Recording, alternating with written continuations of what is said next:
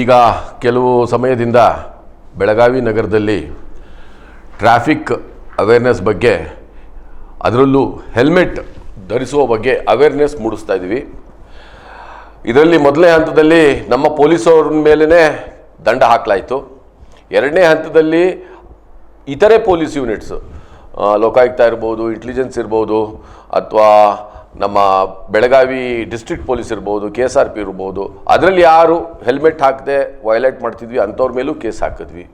ಮೂರನೇ ಹಂತದಲ್ಲಿ ಇತರೆ ಸರ್ಕಾರಿ ಕಚೇರಿಗಳು ಅಂದರೆ DC ಕಚೇರಿ ಇರ್ಬೋದು, ಜಿಲ್ಲಾ ಪಂಚಾಯತ್ ಕಚೇರಿ ಇರ್ಬೋದು, ಕಾರ್ಪೊರೇಷನ್ ಇರ್ಬೋದು, ಅಲ್ಲಿ ಇರುವಂತಹ ಅಧಿಕಾರಿಗಳಿಗೆ ಯಾರ್ಯಾರು ಹೆಲ್ಮೆಟ್ ಹಾಕ್ತಾ ಇರಲಿಲ್ವೋ ಅವರಿಗೆ ಅವೇರ್ನೆಸ್ ಮೂಡಿಸಿ ಅವ್ರಿಗೂ ಫೈನ್ ಹಾಕ್ಲಿಕ್ಕಾಯಿತು.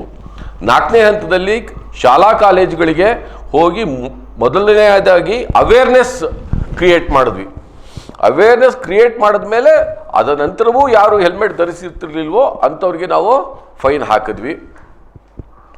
ಈ ಮಧ್ಯ ವಾಯ್ಸ್ ಆಫ್ ವೇಣುಗ್ರಾಮ್ ರವರು ನಮ್ಮ ಟ್ರಾಫಿಕ್ ಪೊಲೀಸರ ಜೊತೆನೂ ಸೇರಿಕೊಂಡು ಹೆಲ್ಮೆಟ್ ಅವೇರ್ನೆಸ್ ಮತ್ತು ಶ್ರಿಲ್ ಹಾರ್ನ್ಗಳ ಬಗ್ಗೆ ಮತ್ತು ಡಿಫೆಕ್ಟಿವ್ ಸೈಲೆನ್ಸಸ್ ಬಗ್ಗೆ ಟ್ರಾಫಿಕ್ ಪೊಲೀಸವ್ರ ಜೊತೆ ಕೈ ಜೋಡಿಸಿ ಕೆಲಸ ಮಾಡಿದ್ದಾರೆ.